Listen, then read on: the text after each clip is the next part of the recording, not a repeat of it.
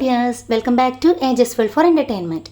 നമ്മൾ നമ്മുടെ പ്രിയപ്പെട്ടവരുടെ ബർത്ത്ഡേക്കൊക്കെ ചെറുതായിട്ട് വീട്ടിൽ സെലിബ്രേറ്റ് ചെയ്യുമ്പോൾ നമ്മളത് ഡെക്കറേറ്റ് ചെയ്യാനായിട്ടൊക്കെ കുറേ ഐറ്റംസൊക്കെ വാങ്ങിക്കും അല്ലേ. ഇനി നമ്മൾ അങ്ങനെയൊന്നും പൈസ കൊടുത്ത് വാങ്ങിക്കേണ്ട, നമുക്ക് വീട്ടിൽ തന്നെയുള്ള ഐറ്റംസ് വെച്ച് വളരെ ചിലവ് കുറഞ്ഞ രീതിയിൽ ഉണ്ടാക്കിയെടുക്കാം. എങ്ങനെയാണെന്ന് നോക്കിയാലോ. ഇതൊന്നും നമ്മുടെ കേക്കിൻ്റെ ബേസ് ബോർഡാണ്. നമ്മൾ കേക്ക് വാങ്ങുമ്പോൾ നമുക്ക് കേക്കിൻ്റെ ഇടയിൽ കിട്ടുന്ന ബേസ് ബോർഡില്ലേ, അത്. അപ്പോൾ ഞാൻ അങ്ങനത്തെയൊക്കെ കിട്ടുമ്പോൾ എടുത്തു വയ്ക്കാറുണ്ട്, കഴുകി ഉണക്കി എടുത്തു വയ്ക്കും. അപ്പോൾ അങ്ങനെ കിട്ടിയിട്ടുള്ള ഒരു ബേസ് ബോർഡാണിത്. ഇതാണ് ആദ്യത്തെ ഐറ്റം നമുക്ക് വേണ്ടത്. ഇനി ഞാൻ എന്താ വൈറ്റ് അക്രിലിക് പെയിൻറ്റ് എടുത്തിട്ടുണ്ട്. അപ്പോൾ നമ്മൾ ഈ ബോർഡിലൊരു ബേസ് കോട്ട് അടിച്ചു കൊടുക്കുകയാണ്. അപ്പോൾ നമ്മൾ ബോട്ടിൽ ആർട്ടിനൊക്കെ ചെയ്യണ പോലെ തന്നെ ഈ സ്പോഞ്ചിൻ്റെ പീസ് വൈറ്റ് പെയിൻറ്റിൽ ഡിപ്പ് ചെയ്തിട്ടാണ് ഞാൻ അടിച്ചു കൊടുക്കുന്നത്. വളരെ ഈസി ആയിട്ടുള്ളൊരു പരിപാടിയാണ്. ബോട്ടിലിൻ്റെ പോലെ പോലും ബുദ്ധിമുട്ടില്ല, കാരണം പ്ലെയിൻ ആയിട്ടുള്ള ബോർഡാണല്ലോ. അപ്പോൾ ഇതിൽ നമ്മൾ ബേസ് കോട്ട് അടിച്ചു കൊടുക്കുകയാണ്.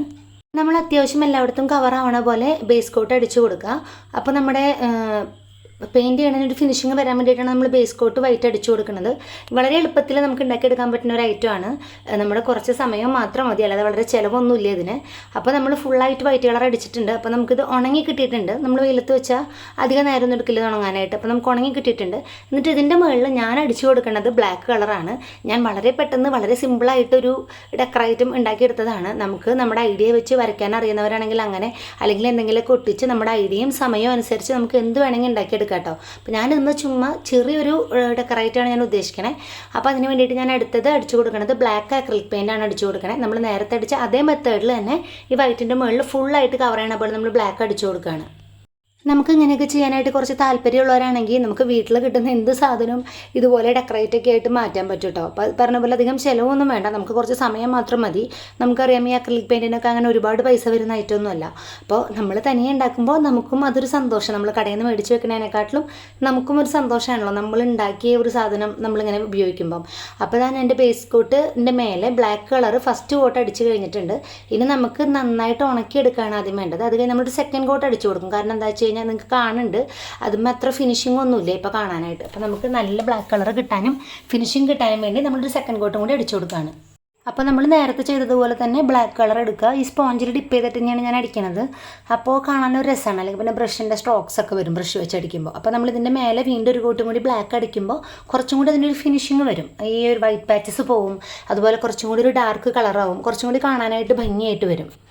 അപ്പോൾ ഇതാ സെക്കൻഡ് കോട്ട് ഏകദേശം അടിച്ച് തീരാറായിട്ടുണ്ട്. അപ്പോൾ ഞാൻ അതിൻ്റെ എഡ്ജസിലും കൂടി അടിച്ചു കൊടുക്കുകയാണ്. അല്ലെങ്കിൽ ആ ബോർഡിൻ്റെ കളർ നമുക്ക് ആ അരികു ഭാഗത്ത് ഇങ്ങനെ കാണുമല്ലോ. അപ്പോൾ ഞാൻ കയ്യിൽ ഇങ്ങനെ പിടിച്ചിട്ട് അതിൻ്റെ എഡ്ജസിലും കൂടി ഒന്ന് അടിച്ചു കൊടുക്കുകയാണ്. അതൊരു ഫിനിഷിങ്ങിന് വേണ്ടിയിട്ടാണ് ചെയ്യണത്, കാണാനൊരു വൃത്തിക്ക് വേണ്ടിയിട്ട്. അല്ലെങ്കിൽ സൈഡിൽ വേറെ കളറായിട്ട് കാണണ്ടെന്ന് വിചാരിച്ചിട്ടാണ്. നമ്മൾ ചെയ്യുമ്പോൾ നമ്മളെ കൊണ്ട് പറ്റണ പോലെ കുറച്ച് വൃത്തിയായിട്ട് ചെയ്യാമല്ലോ. അപ്പോൾ അങ്ങനെ മൊത്തത്തിൽ നമ്മുടെ സെക്കൻഡ് കോട്ടും അടിച്ച് കഴിഞ്ഞിട്ടുണ്ട്. ഞാൻ ഫസ്റ്റ് കോട്ട് കൊടുത്തിരുന്നപ്പോൾ എഡ്ജസിൽ കൊടുത്തിരുന്നില്ല കേട്ടോ.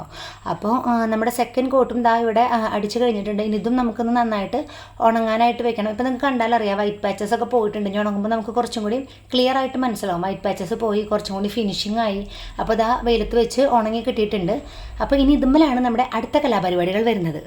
അപ്പോൾ ഇതാ ഞാൻ ഈ റെഡ് കളറാണ് എടുത്തിട്ടുള്ളത്. ഞാൻ പറഞ്ഞില്ല, എനിക്ക് ഒരുപാട് ടൈമൊന്നും ഉണ്ടായിരുന്നില്ല, വലിയ പ്രിപ്പറേഷൻസ് ഉണ്ടായിരുന്നില്ല, തോന്നിയ പോലെ അപ്പോൾ ചെയ്യായിരുന്നു. മോൻ്റെ ബർത്ത്ഡേക്ക് വേണ്ടിയിട്ട് ഞാൻ ഉണ്ടാക്കിയതായിരുന്നു ഈ ഒരു ഡെക്കറേറ്റും വെക്കാൻ വേണ്ടിയിട്ട്. അപ്പോൾ ഞാൻ ചുമ്മാ അതിൽ റെഡ് കളർ പെയിൻറ്റിൽ ബ്രഷ് ഡിപ്പ് ചെയ്തിട്ട്, പോയിൻ്റുള്ള ബ്രഷ് ഡിപ്പ് ചെയ്തിട്ട് ഹാപ്പി ബർത്ത്ഡേ എന്ന് എഴുതി കൊടുക്കുകയാണ്.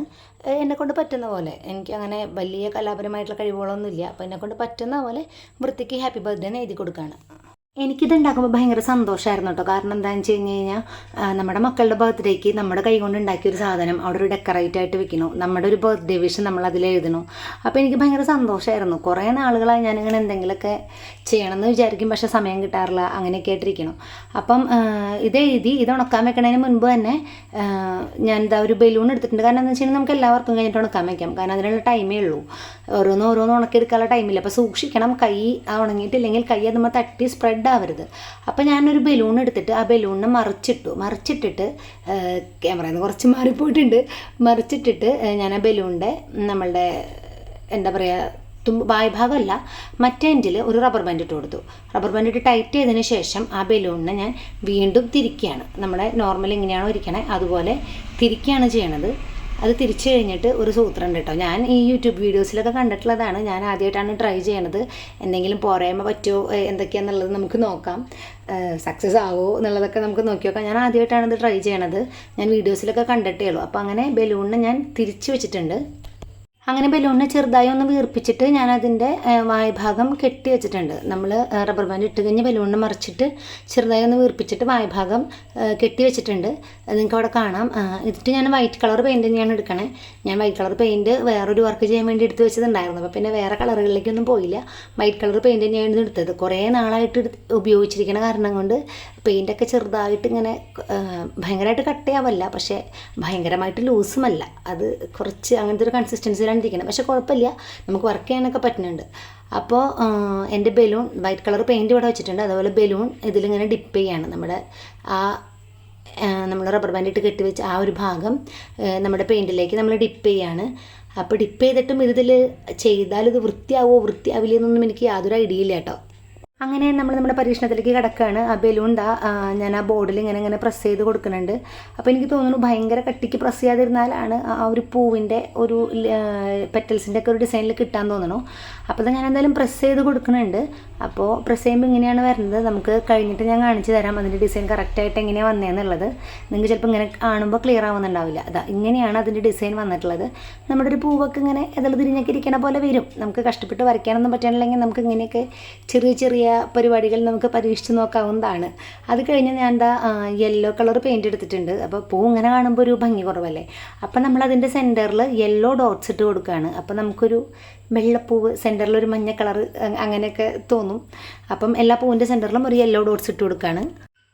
എല്ലാ പൂവിനും മഞ്ഞ ഡോട്ട്സ് ഇട്ട് കൊടുത്തിട്ട് അപ്പോൾ കുറച്ചും കൂടി ഭംഗിയില്ലേ. നമ്മൾ നേരത്തെ പ്ലെയിൻ വൈറ്റ് കണ്ടതിനെക്കാട്ടിലും കുറച്ചും കൂടി ഭംഗി തോന്നണില്ലേ കാണാനായിട്ട്. അപ്പം എനിക്ക് വലിയ കുഴപ്പമില്ലാത്ത രീതിയിൽ ഇഷ്ടപ്പെട്ടു. അങ്ങനെ യെല്ലോ കളർ തന്നെ എടുത്തിട്ട് മുട്ട് പോലത്തെ ഒരു സംഭവം, മുട്ടാണ് ഞാൻ ഉദ്ദേശിച്ചത്, അങ്ങനത്തെ ഒരു സംഭവം അതിൻ്റെ ഇടയിൽ വെച്ച് ഫില്ല് ചെയ്ത് കൊടുക്കുകയാണ് ഓരോ ഫ്ലവേഴ്സിൻ്റെ ഇടയിലും.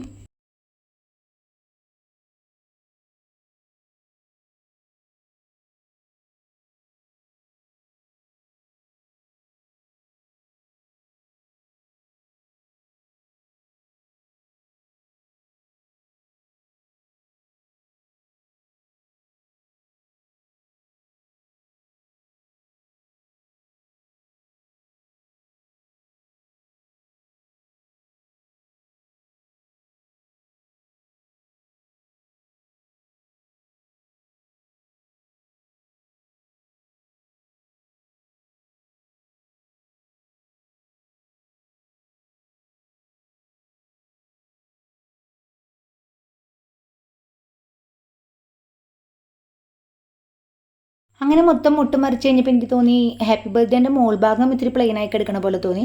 അപ്പോൾ നമ്മുടെ ഫിംഗർ ടിപ്പ് വെച്ചിട്ടുള്ള ആ ഒരു ഫ്ലവർ ഞാൻ മുൻപ് ഒരു ബോട്ടിൽ ആർട്ടിൽ കാണിച്ചിട്ടുണ്ട്.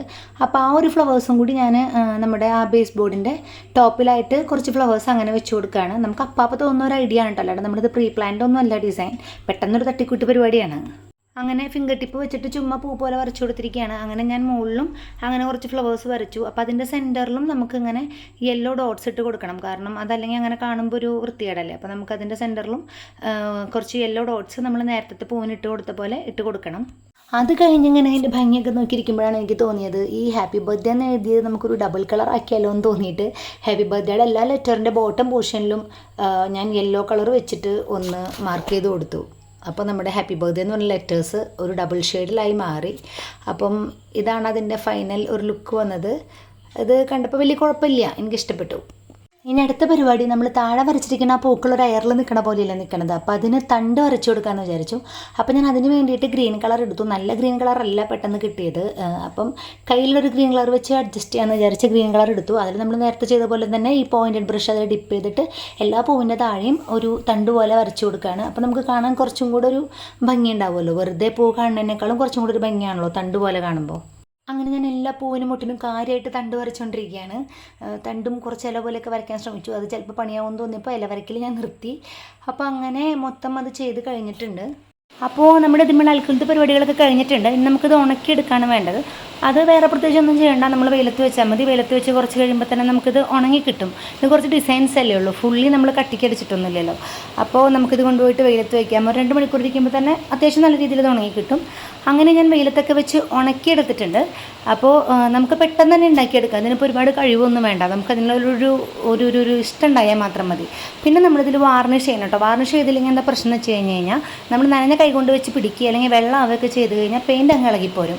അപ്പോൾ ഞാൻ ഉപയോഗിച്ചിരിക്കുന്ന ഉപയോഗിക്കേണ്ട അക്രിലിക് വാർണിഷാണ്. അക്രിലിക് വാർണിഷ് ആകുമ്പോൾ ഒരു 2 hours കംപ്ലീറ്റ്ലി ഉണങ്ങി നല്ല വൃത്തിക്ക് കിട്ടും. ഇത് കണ്ടോ, അപ്പോൾ നല്ലൊരു ഗ്ലേസിംഗ് ഒക്കെ വന്നിട്ടുണ്ട് നമ്മുടെ ഐറ്റത്തിന്. അപ്പോൾ നമുക്ക് വളരെ എളുപ്പത്തിൽ ഉണ്ടാക്കിയെടുക്കാൻ പറ്റുന്ന ഒരു ഐറ്റമാണ്. പറ്റാവുന്നവരൊക്കെ ഒന്ന് ട്രൈ ചെയ്ത് നോക്കുക. അപ്പോൾ നമ്മുടെ വീഡിയോ ഇഷ്ടപ്പെട്ടെങ്കിൽ ലൈക്ക് ചെയ്യുക, കമൻറ്റ് ചെയ്യുക, ഷെയർ ചെയ്യുക. നമ്മുടെ ചാനൽ ഇതുവരെ സബ്സ്ക്രൈബ് ചെയ്യാത്തവരാണെങ്കിൽ സബ്സ്ക്രൈബ് ചെയ്ത് സപ്പോർട്ട് ചെയ്യാനും കൂടി മറക്കല്ലേ കേട്ടോ. അപ്പോൾ thank you for watching. By.